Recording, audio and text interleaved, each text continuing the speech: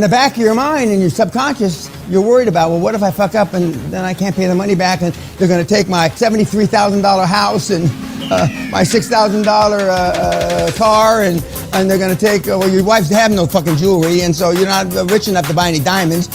So what am I going to do? Well, most of you live in apartments anyway, so what the fuck are they going to take away? Nothing. Josh Kim, only collateral was a 15-speed motherfucking bicycle. He was 17 fucking years old. You should fucking be embarrassed. You should fucking kill yourself. Metaphorically speaking, of course, because I would never want anybody to kill themselves. Certainly not here, you cocksuckers. 17 years old. What the fuck, guys, other than jacking off on your computer, what the fuck were you doing at 17?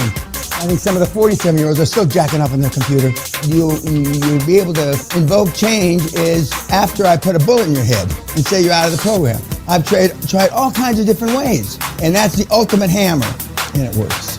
1/3 of you within 6 weeks will either have pneumonia, stressed out, can't walk, can't talk, can't get out of bed, because you've never been under stress. We had a guy, a Naval Academy graduate. His kidneys shut down. His liver shut down. He was in intensive care. He came that close to death. He wanted success so bad. And he was 235 pounds of twisted steel and panther piss. And his body collapsed under him. So how are you going to do? Not as well.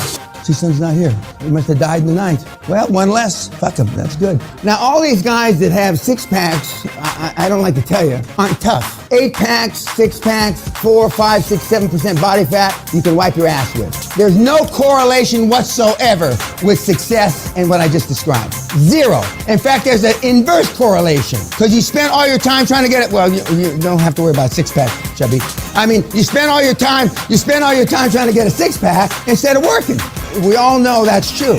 We're going to show you some weekly reports. Guys spent 20 hours a week fresh air walking. And you wonder why I wasn't more successful. 75% of the questions, if you took 10 minutes on my website, you could answer.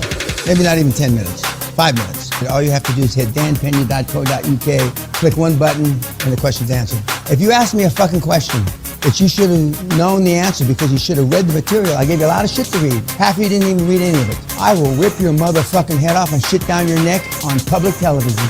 I will embarrass you. I will make you look like dog shit. I'm not here to waste my time, and stupid questions waste their time. I won't allow it. No matter what question you ask him, it's the same fucking answer. Now, when you get your templates, you're gonna think, oh shit, there's only 6 answers here. No matter what they ask you, we only have 6 possible answers. No matter what time it is. Answer number 2. Will this project, could it ever lose money? Answer number 5. You only have to learn between 25 and 30 phrases to be a billionaire. 30 if you're stupid, 25 if you're reasonably smart. So we'll say 30 for this group. When I tell you, I know it's still, when I look at your faces, you don't believe you don't have to know anything. You don't believe it in your heart. I know you don't. I can see it in your eyes. You don't have to know anything. That's why it's harder for engineers, because they want to know. They want to know why the bridge won't fall down. You don't have to know. One of the biggest challenges you're going to have when you go home, because this is like a perfect environment. This is like a scientific experiment where everything is in the right place. When you go home and you start implementing this stuff and executing it, it's going to be a different world. But some of you, I'm going to have to chop your head off for you to succeed. I can just see you went wrong with no head. QLA worked then, QLA works now. You may say 3, 4, 5, 6 years from now, QLA didn't work. But in your heart, you know you didn't work. The will or the desire to want to succeed is there, but the will and desire to want to succeed easily is stronger than just the plain the will and desire. The spirit is willing and the flesh is weak. It's like you want to lose weight and every once in a while a pill comes out, right? That you can lose weight without really working too hard. When I read the YouTube comments, it's a personification of they want it easy. And that's why it's even easier for us, because there's even less competition. Because when 99% of the people want it easy, and by definition, this is not the easy program. I mean, you're going to fill your pockets full of money like you couldn't imagine. Whenever I look at YouTube, I think, the kids, I don't know what they're, and I say sarcastically, I don't know what the fuck they're smoking. If it's not addictive, give me some of the shit, But they delude themselves. It's unbelievable. But that shows insecurity. Maslow's hierarchy of needs is a load of shite. A stiff drink and a good fuck could kill you all.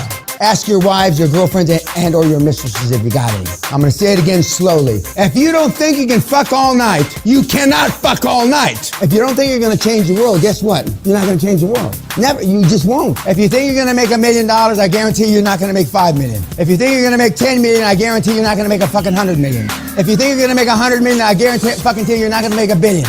We do not exceed our most wild expectations. That'd be tough for you. If I made $1 million, I spend $1,250,000. If I made 10 million, I spent 12.5 million. If I made 100 million, I spent 125 million. And why did I do that? Because I didn't want any plan B. I wanted no backstop. But when I look at you and your efforts to be, they call it a better person. You don't say all you can be, you say a better person. At least 3 or 4 of you that I've had private time with so far say, I'm working on that. Now, I don't know what the fuck that means. And how long does it take you to work on something to make a change? Change is tough. People talk about change, but nobody wants to make change. You pretend by listening to this and all the stuff that we've talked about. But how much does it take when you're working on yourself to make those changes? If you had a kid and I put a gun to the kid's head and said, you're making the change in 24 hours, almost every single person that's ever come through the seminar could make the change. Because it was a pay price to action that they weren't willing to take.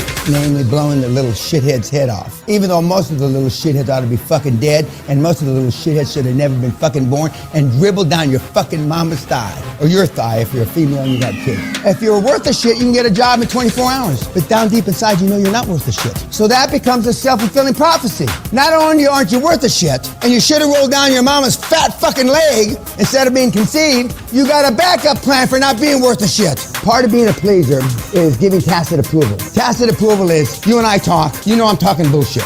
Okay, you know that I'm wacko, but you don't say anything to me. You just listen. You might even shake your head like this, not on purpose, but just like this. So you're giving me tacit approval by not speaking up. So then you go to the next guy and you say, and I tell the next guy, well, I was talking to so-and-so, and he agreed with me.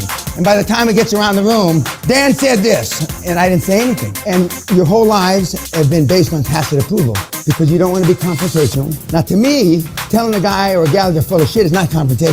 To the rest of the world, it is. Pleasing and giving tacit approval is why you're, for the most part, here. I'll go and choke you. Let's see if you can get ruthless out of you. When you're the only warrior on the battlefield, it gets tiring. And that's why it's so hard to stay the course. Now, let's just project 25 acquisitions from you. You're on number 26. It's a motherfucker to stay focused. You've done it 25 times. That's when you get sloppy and you make mistakes because default's a bitch. What are the takeaways about Mr. Jobs? Other than he's an asshole.